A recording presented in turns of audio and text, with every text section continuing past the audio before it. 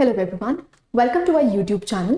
आज हम topic discuss करेंगे unusually colder and wetter winter.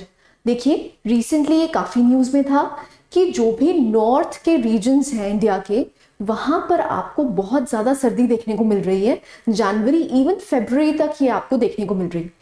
अब ऐसा क्यों है? इसके पीछे के जो कॉजेज हैं वो बहुत ज़्यादा इंपॉर्टेंट हो जाते हैं, आपके ज्योग्राफी से रिलेटेड है। अब जो कॉजेज हैं वो ही ज़्यादा इंपॉर्टेंट है। एज सच न्यूज़ इंपॉर्टेंट नहीं है, लेकिन इंपॉर्टेंट क्या है कि ऐसा हो क्यों रहा है, ऐसे कौन से फिनोमिना है जिसकी वजह से आपको ज़्यादा ठंड और ज़्यादा बारिश देखने को मिल रही है इन दी नॉर्दर्न इंडिया।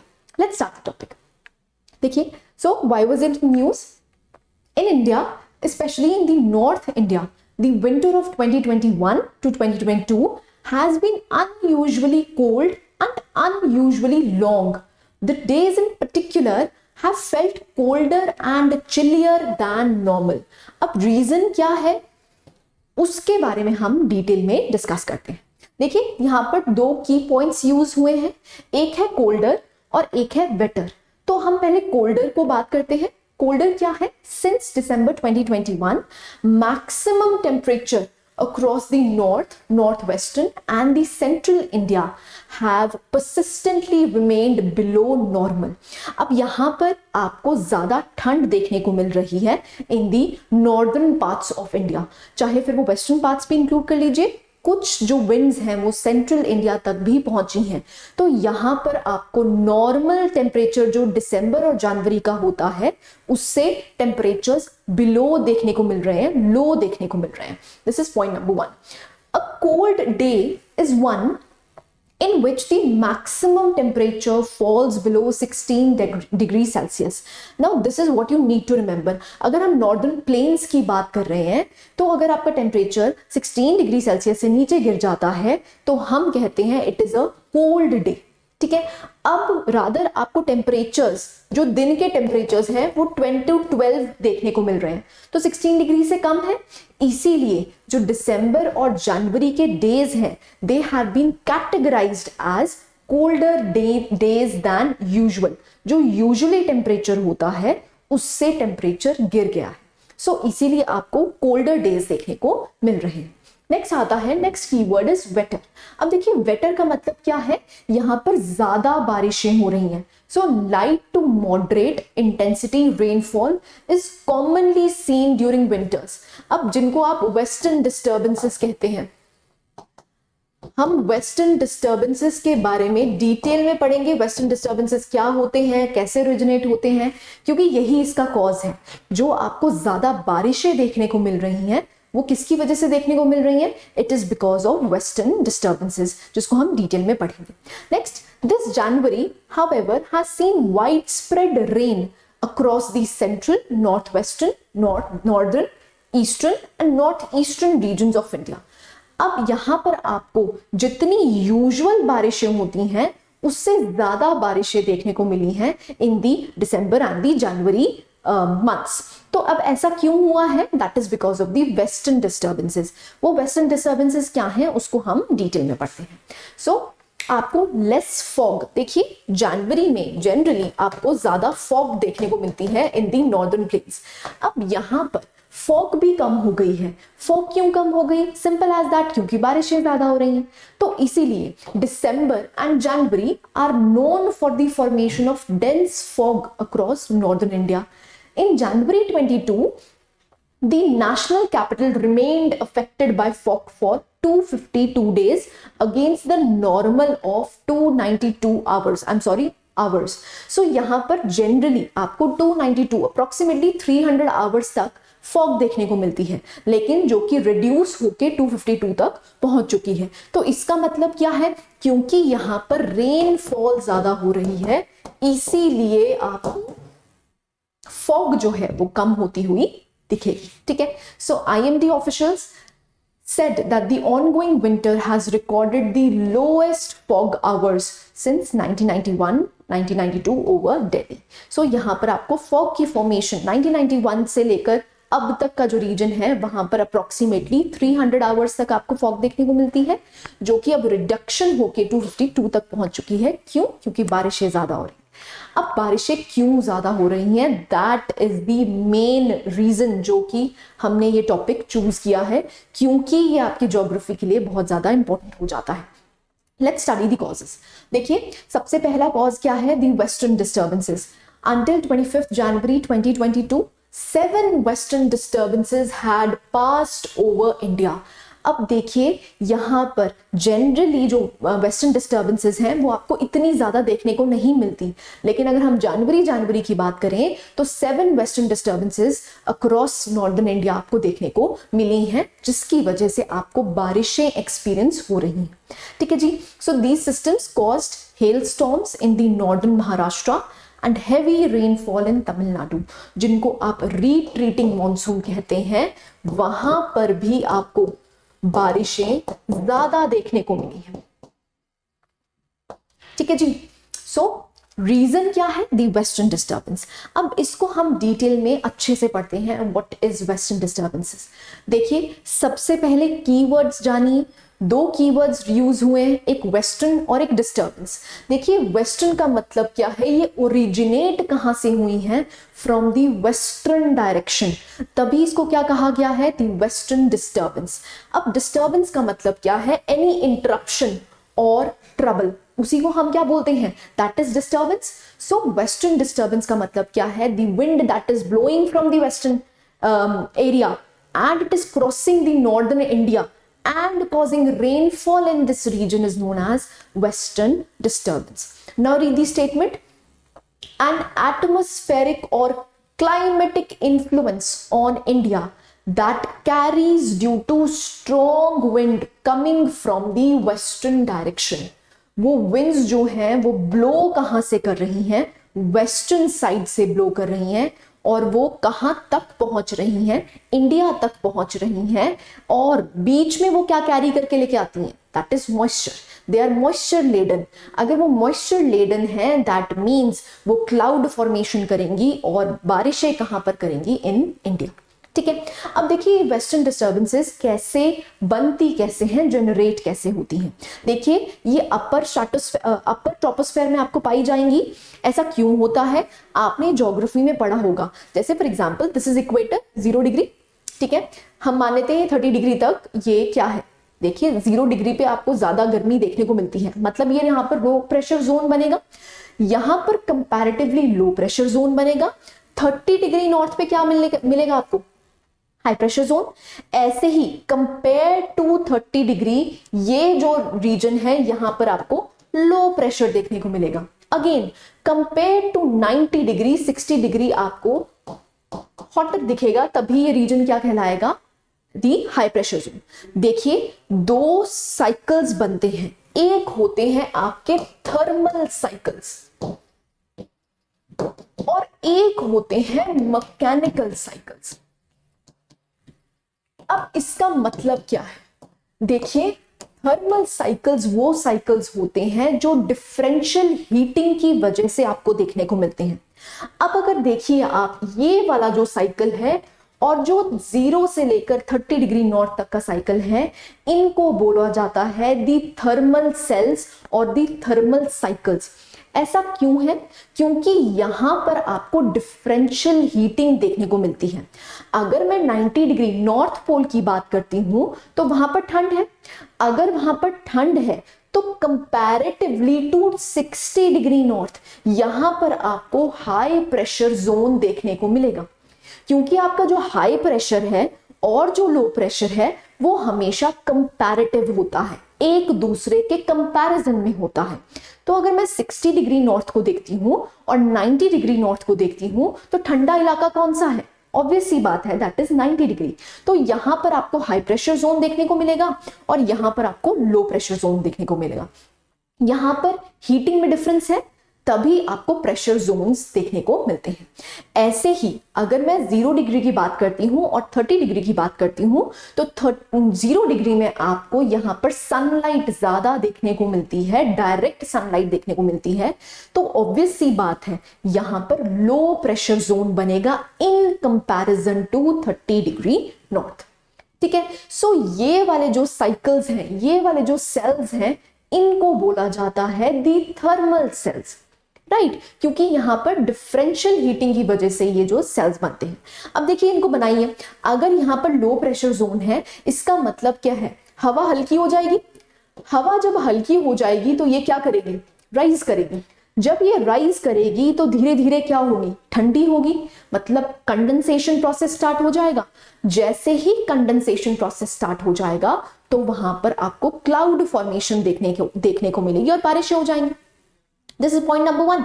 अब देखिए यहां पर जब हाई प्रेशर जोन यहां बन जाएगा, जब हाई प्रेशर जोन बन जाएगा तो इसके बाद एयर कहां पर डाइवर्ज करेगी, इस तरफ। जब ये डाइवर्ज करेगी, अब ये भारी है क्योंकि ठंडी हो चुकी है, तो ये क्या करेगी, सबसाइड करेगी, तभी आपको यहां पर एयर सिंक होती हुई दिखेगी। जब एयर सिंक होती हुई दिखेगी तो इस पर्टिकुलर सेल को हम क्या कह देते हैं, दी हैडले सेल। क्या कह देते हैं, दी हैडले सेल। ऐसे ही फॉर एग्जाम्पल अगर हम 60 और 90 की बात करते हैं, हमेशा पहले आपको थर्मल सेल्स कंप्लीट करने हैं। अब देखिए, अब हमें पता है जो 60 डिग्री नॉर्थ है वहां पर आपको लो प्रेशर जोन दिखेगा, और ऐसे ही आपको नॉर्थ पोल पे मतलब 90 डिग्री पे आपको हाई प्रेशर जोन दिखेगा। अगर यहां पर लो प्रेशर है, अगेन हवा यहां पर क्या है, इसका मतलब हल्की है, तो वो क्या करेगी, राइज करेगी, राइज करेगी और राइज करके डाइवर्ज करेगी। उसके बाद क्या करती हुई दिखेगी आपको, सिंक। अब इस सेल को कहा जाता है दी पोलर सेल। तो यहां पर ये दोनों सेल्स को कहा जाता है the thermal cells. I hope I am clear. अब ये जो बीच वाला सेल है जिसको आप फेरल सेल कहते हैं, ये फेरल सेल एक्चुअली में क्या कहलाता है, दी मैकेनिकल सेल, क्योंकि एज सच आपको डिफरेंशियल हीटिंग यहां पर बहुत ज्यादा देखने को नहीं मिलती। क्यों, क्योंकि ये टेम्परेट रीजन है ना। हमने क्लासेस में जब ज्योग्राफी क्लासेस में पढ़ा था तब 30 डिग्री टू 60 डिग्री में हमने क्या पढ़ा था कि टेम्परेट जोन होता है, मतलब यहां पर वेरिएशंस इन सनलाइट आपको ज्यादा देखने को नहीं मिलती। तो अगर हम कंपैरेटिवली देख रहे हैं, ये लो प्रेशर जोन है और ये अपने आप क्या बन गया, दी हाई प्रेशर जोन। अगर हाई प्रेशर जोन है तो वहां पर हमेशा हवा सिंक करती हुई दिखेगी आपको, ठीक है। ऑन दी अदर हैंड यहां पर हवा राइज करती हुई दिखेगी। तो इस पर्टिकुलर सेल को हम बोल देते हैं the Ferrel cell, which is also known as the mechanical cell, right. अब देखिए यहां पर आपको सिंक करती हुई दिख रही है दो आर्म्स। जब यहां पर सिंक करती हुई दिख रही है इन दी अपर ट्रोपोस्फेयर, ये जो एरिया है, ये वैक्यूम एरिया, इस वैक्यूम एरिया में आपके बनते हैं वेस्टर्न डिस्टर्बेंसेस, जो एक्चुअली में स्टार्ट कहां से होते हैं, मेडिटेरेनियन सी से। सो यहां पर आपको वेस्टर्न डिस्टर्बेंसेस देखने को मिलती हैं, क्योंकि दिस रीजन, ये रीजन में एक्चुअली में क्या है, हाई प्रेशर जोन। तो यहां पर आपको अपर ट्रोपोस्फेरिक साइक्लोन्स देखने को मिलेंगे। वो साइक्लोन्स एक्चुअली में क्या है, यहां पर जो एयर है वो काफी हाई स्पीड में क्या करती है, रोटेट करती हुई दिखती है।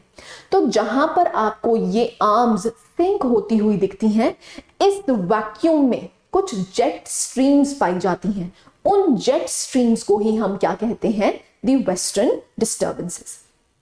अब आपको पता है ये सब कुछ कहां हो रहा है, अपर ट्रोपोस्फेरिक लेवल में। लोअर ट्रोपोस्फेरिक लेवल में नहीं दिख रहा है आपको। ये हाई स्पीड विंड्स आपको कहां दिख रही हैं, अपर ट्रोपोस्फेरिक रीजन में दिख रही हैं। तो यहां पर आपको वेस्टर्न डिस्टर्बेंसेस की जो साइक्लोजेनेसिस है वो फॉर्मेशन होती हुई दिखेगी। अब आपको पता है विंड कहां से कहां ब्लो करती है, from high pressure to low pressure. अब ये जो रीजन है, जो यहां पर साइक्लोसिस बन रहा है, साइक्लोजेनेसिस बन रहा है, ये किसको सर्च करेगा, लो प्रेशर रीजन को सर्च करेगा। और जनवरी और फरवरी में आपको देखने को मिलेगा कि इंडिया में लो प्रेशर क्रिएट होता है। नेक्स्ट डायग्राम में देखिए, आपको समझ आएगा। देखिए मेडिटेरेनियन सी आपको दिख रहा है, यहां पर कौन सा जोन बन रहा है, दी हाई प्रेशर जोन। ये हाई प्रेशर जोन किसको सर्च करेगा, लो प्रेशर जोन को सर्च करेगा। तो ये कैरी फॉरवर्ड होता हुआ, high speed winds carry forward होती हुई कहां तक आ जाएंगी, it will come towards India, जहां पर आपको एक लो प्रेशर जोन बनता हुआ दिखेगा इन दी जनवरी एंड दी फरवरी मंथ्स। ठीक है, अब देखिए ये इसके बाद क्रॉस नहीं कर पाती, ये जो विंड्स हैं नहीं तो क्रॉस कर जाती, बट यहां पर बैरियर कौन सा है, वो बैरियर कौन है, दैट इज दी हिमालयाज। इसीलिए आपको ये जो विंड्स हैं ये कहां पर स्टॉप होती हुई दिखती हैं, that is in the Indian reason. ठीक है, सो यहां पर ये कहां से फ्लो करना स्टार्ट करती हैं, from the western side, and it brings disturbances in the Indian northern plains. Right, so ये विंड ऐसे ब्लो करती है, कैन यू सी दिस। ठीक है, कहां तक स्टॉप हो जाएंगी, इंडिया के हिमालयाज तक स्टॉप हो जाएंगी। राइट, सो ये हम पढ़ चुके हैं, विंड कहां से कहां ब्लो करती है, from high pressure to low pressure. तो इसलिए हाई प्रेशर जहां पर आपको जोन दिखेगा, ये कहां तक ट्रैवल करेंगी, जहां पर इनको लो प्रेशर जोन दिखना शुरू हो जाता। ठीक है, सो यहां पर आपको देखेगा जो टेम्परेचर है अराउंड जनवरी एंड फरवरी, आपको यहाँ पर राइज होता हुआ दिखेगा। तभी यहाँ पर क्या दिखने को मिलता है, दी लो प्रेशर जोन। इसीलिए जो विंड्स हैं हाई प्रेशर जोन से कहां पर एंटर करती हैं, in the northern India. Right, इसीलिए आपको वेस्टर्न डिस्टर्बेंसेस यहां पर देखने को मिलती हैं, रेनफॉल देखने को मिलती। Right, now you can see, देखिए हाई प्रेशर जोन कहां से स्टार्ट हो रहा है, मेडिटेरेनियन सी से स्टार्ट हो रहा है। अब मेडिटेरेनियन सी से स्टार्ट हो रहा है, इसका मतलब मॉइस्चर लेडन है, मतलब मॉइस्चर है उसमें। ऐसे ही आपको बहुत से सीज, जो ब्लैक सी है वो भी देखने को मिलेगा। ठीक है, यहां पर से भी मॉइस्चर उठाया जाएगा, तो मॉइस्चर उठा के एक्चुअली में कहां तक पहुंचेगा, इन दी लो प्रेशर रीजन। और ये जो विंड्स हैं इसके बाद नहीं जा पाती, क्योंकि यहां पर हिमालयाज हैं जो कि एक बैरियर की तरह काम कर रहे हैं। तो इसीलिए यहां पर लो प्रेशर जोन आपको देखने को मिलेगा, क्योंकि जनवरी एंड फरवरी में यहां पर जो टेम्परेचर है वो राइज होना शुरू हो जाता है। ठीक है जी, सो लो प्रेशर जोन। तो यहां पर मॉइस्चर लेडन विंड्स हैं, तो ऑब्वियस सी बात है यहां पर बारिशें हो जाएंगी। ठीक है, this is the phenomena of western disturbances that arises from the Mediterranean sea and covers a large distance and reaches India. Pakistan में भी होता है, जो भी रीजन्स हैं वहां पर भी आपको बारिशें देखने को मिलेंगी। ठीक है, अब देखिए यहां पर इफेक्ट्स क्या हैं, जो वेस्टर्न डिस्टर्बेंसेस हैं वो इंडिया पे क्या इफेक्ट करती हैं। So India, it is an agrarian country which is dependent on rain, और यहां पर वेस्टर्न डिस्टर्बेंसेस की वजह से हम कौन सा क्रॉप उगा रहे होते हैं इस टाइम, रबी क्रॉप। ठीक है, जो ये विंटर क्रॉप है, अब विंटर क्रॉप यहां पर जो बारिशें करता है, वो बारिशें एक्चुअली में बेनिफिशियल है हमारे रबी क्रॉप के लिए। तो western disturbances they are useful for the rabi crop. ठीक है, सो व्हीट की जो प्रोग्रेस है उसकी अच्छी प्रोडक्टिविटी हो पाए, वहां पर वेस्टर्न डिस्टर्बेंसेस काफी अच्छा रोल प्ले करती हैं। राइट, सो यहां पर एक पॉजिटिव इफेक्ट देखने को मिलता है। This is first cause, that is the western disturbances की वजह से आपको जो नॉर्थ इंडिया में है काफी ज्यादा बारिशें होती हुई दिख रही हैं in the January and the February month. अब दूसरा रीजन है कि यहां पर ज्यादा ठंड पड़ रही है। वो ठंड का रीजन क्या है, that is the La Nina effect. अब देखिए ये मैं आपको समझा चुकी हूं सारा कुछ।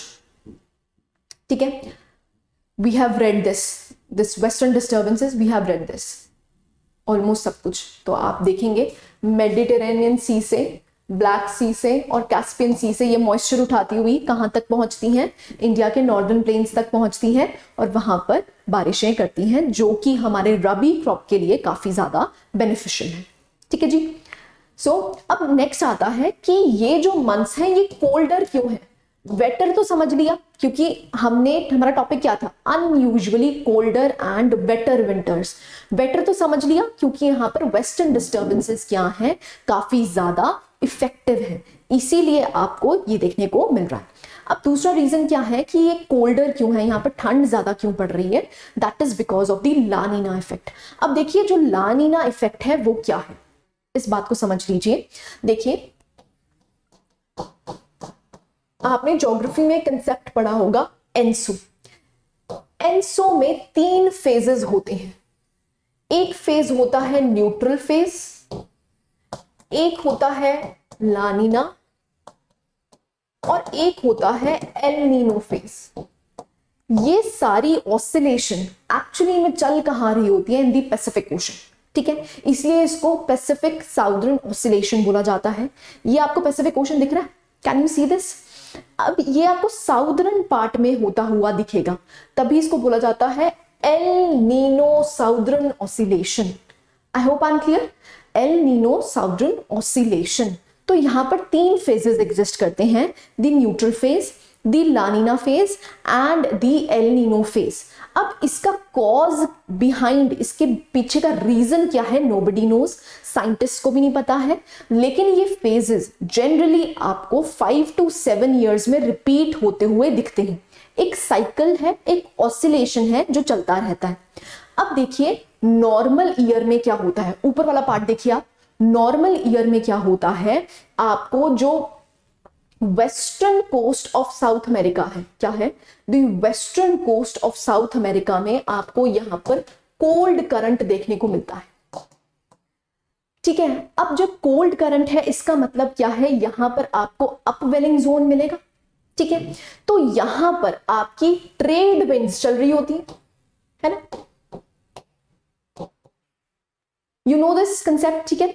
ट्रेड विंड्स चल रही होती है जो एक्चुअली में क्या करती हैं, क्योंकि आपको ocean, suppose this is your ocean, मान लीजिए यहां पर सन रेज है, ठीक है। जो सन है वो क्या करेगा, कुछ फ्यू मीटर्स तक पानी की सतह को क्या कर पाएगा, गर्म कर पाएगा, है ना। तो जब ट्रेड विंड्स चल रही हैं यहां पर, जो ट्रेड विंड्स हैं वो ईस्ट वेस्टर्न जोन से, western side of South America से सारा पानी मर्ज पाइल अप कहां कर देंगी, on the eastern coast of Australia, है ना। अब पानी उठ के कौन सा जाएगा, जो अपर सतह है, ऊपर वाली सतह है, और ऊपर वाली सतह क्या है, गर्म है, क्योंकि यहां पर क्या हो रहा है, पानी गर्म हो रहा है, किसकी वजह से, सन की वजह से, क्योंकि सन क्या कर पाएगा, कुछ ही मीटर्स तक अपना जो पानी है, जो लेयर है ओशन की, वो गर्म कर पाएगा। तो ट्रेड विंड्स क्या करती हैं, सारा पानी जो गर्म पानी है वो पाइल अप कहां कर देती है, on the eastern coast of Australia.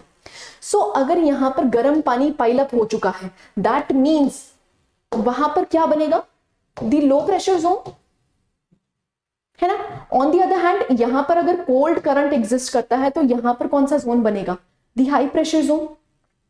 अगर यहां पर लो प्रेशर जोन बन रहा है, दैट मींस यहां पर एयर राइज करेगी और फिर क्या करेगी, क्लाउड फॉर्मेशन, और बारिश, ज्यादा बारिश आपको कहां देखने को मिलेगी, on the eastern zone, eastern coast of Australia, ठीक है। सो यहां पर आपको ज्यादा बारिशें होती हुई दिखेंगी। This is the neutral phase और द नॉर्मल ईयर जिसको आप कहते हैं। अब देखिए अगर एल नीनो फेज आता है, एल नीनो फेज जब आता है तो ये जो कोल्ड करंट है ये अनयूजुअली वार्मर हो जाता है, क्या हो जाता है, अनयूजुअली वार्मर, और जो ट्रेड विंड्स हैं उनकी जो इफेक्टिविटी है, उनकी जो स्ट्रेंथ है वो थोड़ी कम हो जाती है। इसका मतलब क्या है, जो ट्रेड विंड्स पहले ऐसे ब्लो कर रही थी, स्ट्रेंथ पूरी थी, तो पाइल अप कहां करती थी सारा पानी, that is on the eastern coast of Australia. But अब ट्रेड विंड्स वीकन हो चुकी हैं और यहां पर जो ये करंट है, पेरूवियन करंट है, वो भी अनयूजुअली वार्मर हो चुका है। तो इसका मतलब क्या है, जो पानी है वो पाइल अप यहां पर नहीं हो पाएगा। अगर यहां पर पानी पाइल अप नहीं हो पाएगा, इसका मतलब क्या है, इस जोन में आपको क्या देखने को मिलेगा, दी लो प्रेशर जोन। क्या देखने को मिलेगा, दी लो प्रेशर जोन। क्यों, क्योंकि जो पेरूवियन करंट है, जो कि एक्चुअली में कोल्डर करंट था, अब क्या हो चुका है, वार्मर हो चुका है। दूसरा रीजन क्या है, जो ट्रेड विंड्स हैं वो वीकन हो चुकी हैं, उसकी वजह से जो गर्म पानी है वो सारा का सारा यहीं पर रह जाएगा।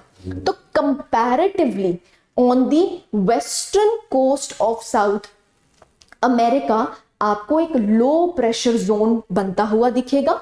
On the other hand Australia के जो ईस्टर्न कोस्ट पे है आपको क्या होता बनता हुआ दिखेगा, दी हाई प्रेशर जोन। अब अगर यहां पर लो प्रेशर जोन बन चुका है मतलब एयर राइज करेगी और क्लाउड फॉर्मेशन करेगी और सारी बारिशें कहां पर हो जाएंगी, on the western coast of South America. ठीक है, तो बारिशें सारी यहां पर होगी और आपको ड्रॉट्स देखने को मिलेंगे इन दी रीजन ऑफ ऑस्ट्रेलिया। यहां पर आपको फायर्स, फॉरेस्ट फायर्स भी देखने को मिलेगी। क्यों? क्योंकि ड्रायर रीजन्स रह गए ना ये। ठीक है, तो यहां पर आपको ड्रॉट लाइक कंडीशंस देखने को मिलेंगी। That is due to the El Nino effect. I hope I am clear. Normal year समझ आया। नॉर्मल ईयर में ये जो साइकिल बनता है इसको बोलते हैं दी वॉकर सेल। क्या बोलते हैं? दी वॉकर सेल। सो वॉकर सेल में क्या होता है, दो चीजें हैं, एक तो आपका टेम्परेचर और प्रेशर का रिलेशनशिप और दूसरा ट्रेड विंड्स। ठीक है, पहला रिलेशनशिप क्या है, क्योंकि यहां पर पेरुवियन करंट है, वो एक कोल्ड करंट है। अगर वहां पर कोल्ड करंट है मतलब वहां पर हाई प्रेशर जोन बनेगा in comparison to the region that is eastern coast of Australia. Number one. Number two is the heating up of the ocean water. अब heating up of ocean water कैसे है, जब सन जो है वो उसको heat करता है तो जो उसकी अपर सतह है वो गर्म हो जाएगी और ट्रेड विंड्स जब ब्लो करेंगी तो सारा पानी, जो गर्म पानी है वो कहां पर पाइल अप कर देंगी, that is in the region of the eastern coast of Australia. वहां पर क्या बन जाएगा, लो प्रेशर जोन। जहां पर भी लो प्रेशर जोन होगा वहां पर आपको बारिशें देखने को मिलेंगी। ठीक है, तो जब पानी सारा पाइलअप यहां पर हो चुका है तो यहां पर वैक्यूम क्रिएट हो जाएगा, हाँ कि ना। जब यहां पर वैक्यूम क्रिएट हो जाएगा तो इसका मतलब क्या है, पानी नीचे से ऊपर आएगा, मतलब इसको बोला जाता है दी अपवेलिंग जोन। जहां पर भी अपवेलिंग जोन देखने को मिलता है वहां पर आपको बहुत सा न्यूट्रिएंट नीचे से ऊपर आता हुआ दिखता है। तो न्यूट्रिएंट्स एंड मिनरल्स आएंगे। अगर वहां पर न्यूट्रिएंट्स एंड मिनरल्स होंगे तो वहां पर आपको फिशिंग ग्राउंड काफी अच्छा होता हुआ दिखेगा। तभी आप देखेंगे जो western coast of South America है वहां पर फिशिंग इंडस्ट्री काफी ज्यादा फ्लरिश्ड है। ठीक है, क्यों? क्योंकि वहां पर कौन सा जोन है, दी अपवेलिंग जोन। तो यहां पर जनरली नॉर्मल ईयर में क्या होता है, आपको western coast of South America में क्या देखने को मिलेगा, दी अपवेलिंग जोन।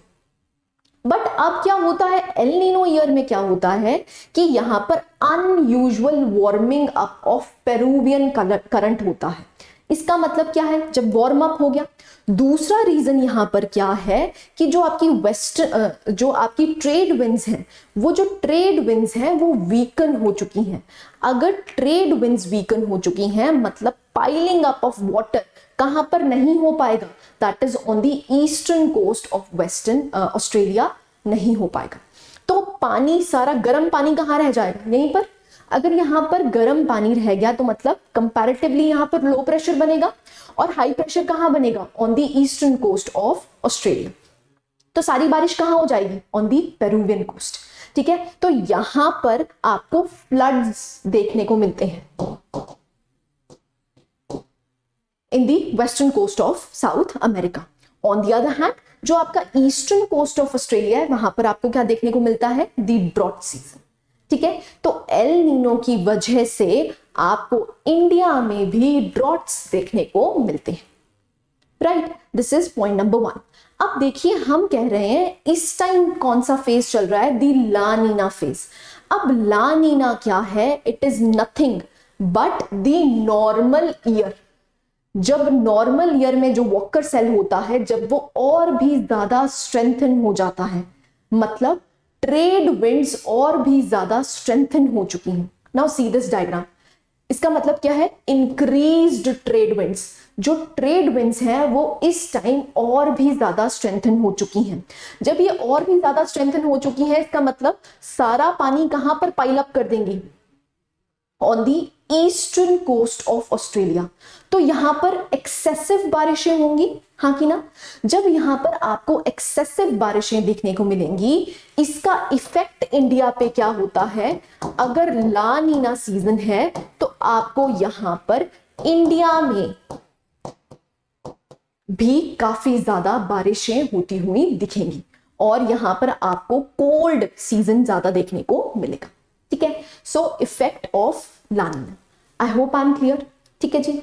सो ला नीना के बारे में मैंने आपको ये सब कुछ बता दिया है कि ला नीना इवेंट क्या करता है। It represents the periods of below average sea surface temperatures across the east central equatorial Pacific. ये हम पैसिफिक रीजन को अच्छे से समझ चुके हैं। आप देखिए नॉर्मल ईयर याद कीजिए, ला नीना एल नीनो याद कीजिए, और ला नीना क्या है, जब नॉर्मल ईयर में ही ट्रेड विंड्स काफी ज्यादा स्ट्रेंथन हो जाती हैं, उसकी वजह से हाई लो प्रेशर कहां बनता है, that is on the eastern zone of Australia, और बारिशें काफी ज्यादा देखने को मिलती है। ठीक है जी। So this was the holistic coverage of this topic, जिसमें सबसे इंपॉर्टेंट क्या था, the western disturbances and the La Nina effect. I hope you like the lecture. Thank you very much.